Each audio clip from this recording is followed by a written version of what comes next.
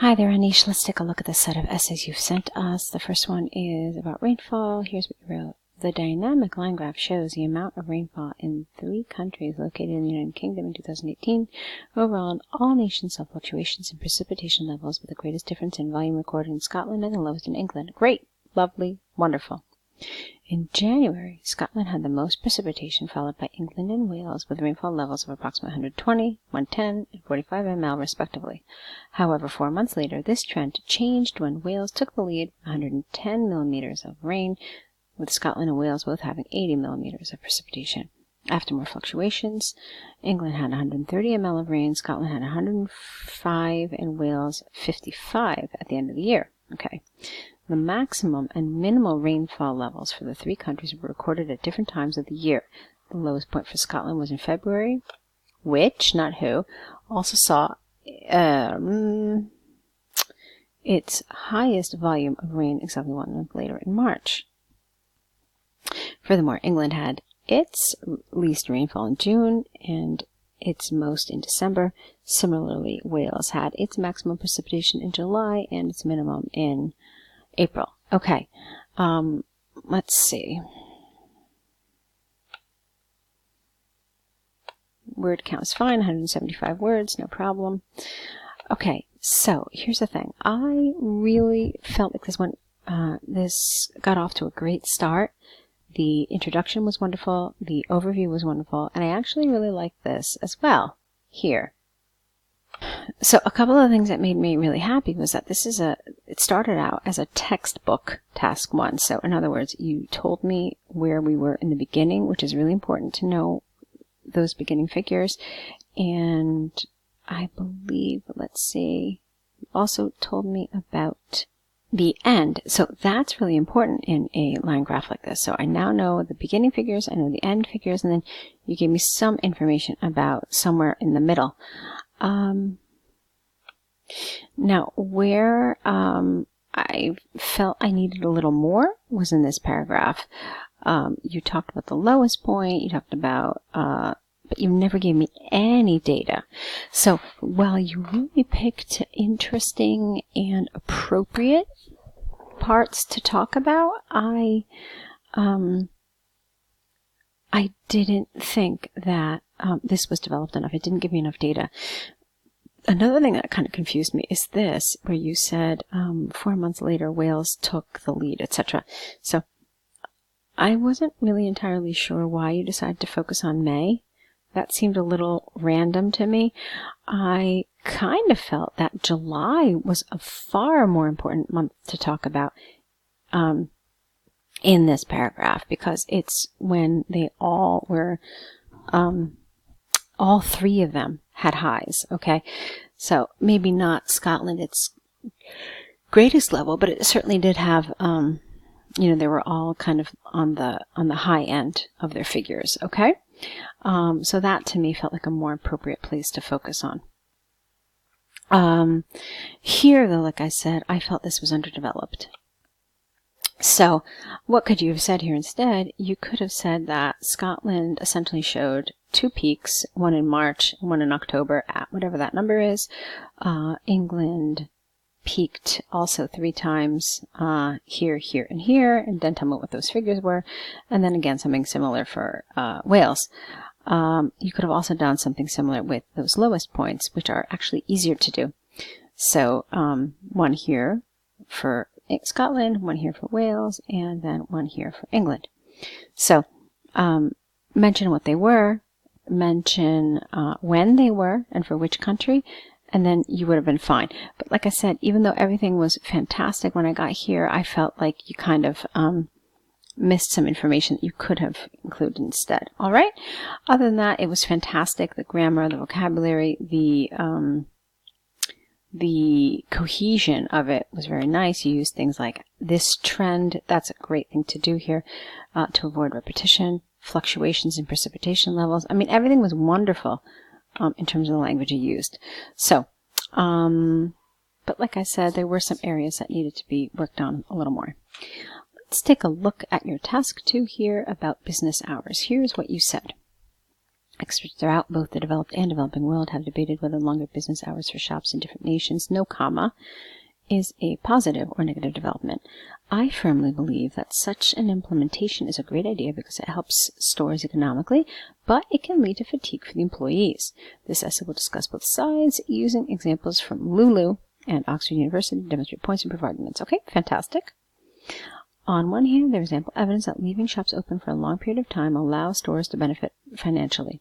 This is largely because customers can shop for a greater proportion of time. So, on average, comma, a larger number of products are sold to buyers. Since each item is sold with profit margins, the company gains more money overall.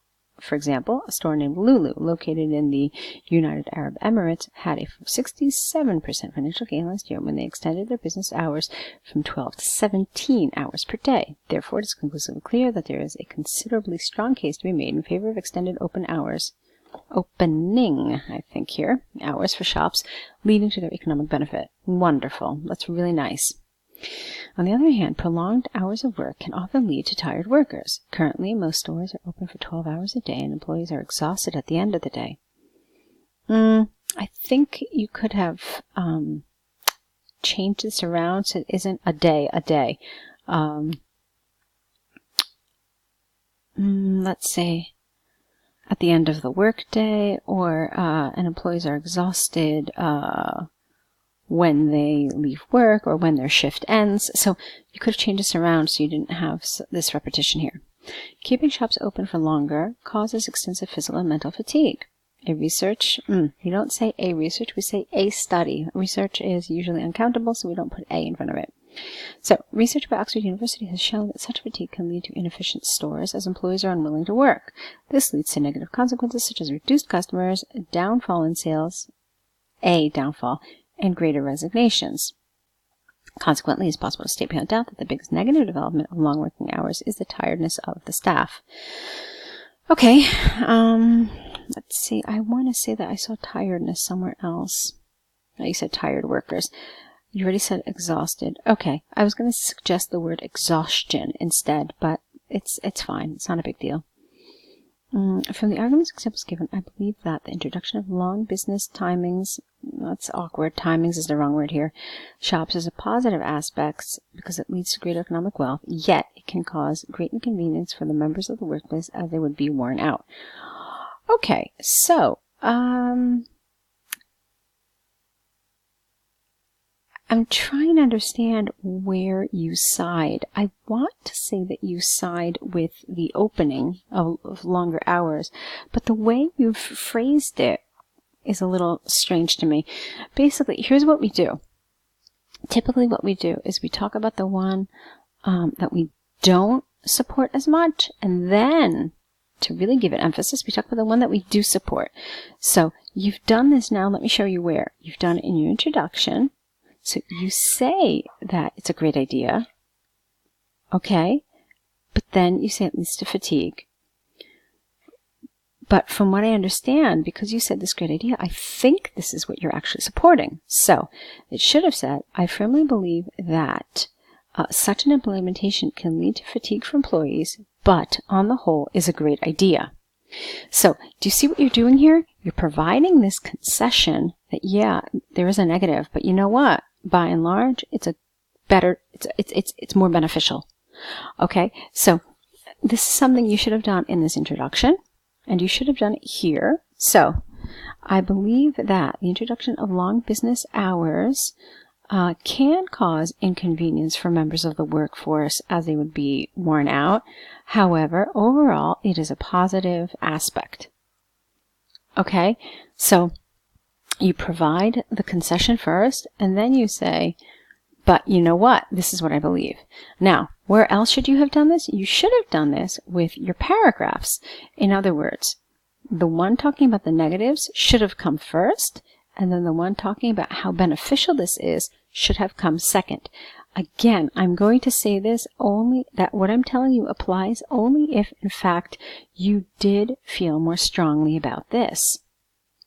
Because I've finished this entire essay, and the thing that makes me believe that you support this is the fact that you use this language. It is a great idea. and it is a positive aspect. So those two things lead me to believe that you are more in favor of this, because you didn't use that kind of language with this paragraph. But you can see that it creates confusion. So the way you organize the ideas in your sentences and the way you organize your paragraphs really makes a huge difference on how clear your message is. Okay? So what essentially would happen is that this would, to some degree, affect your coherence and cohesion score. Because you're actually not only coherence and cohesion, your task achievement, because your position is not completely clear. Okay? But it's partially not clear because of the way you organized your ideas. All right? I hope that makes sense. So, excellent writing. Wonderful, really. But there are some little things that we have to fix so that you can get the score that you deserve. All right? Go ahead and correct these, and let's see more essays from you. Good luck.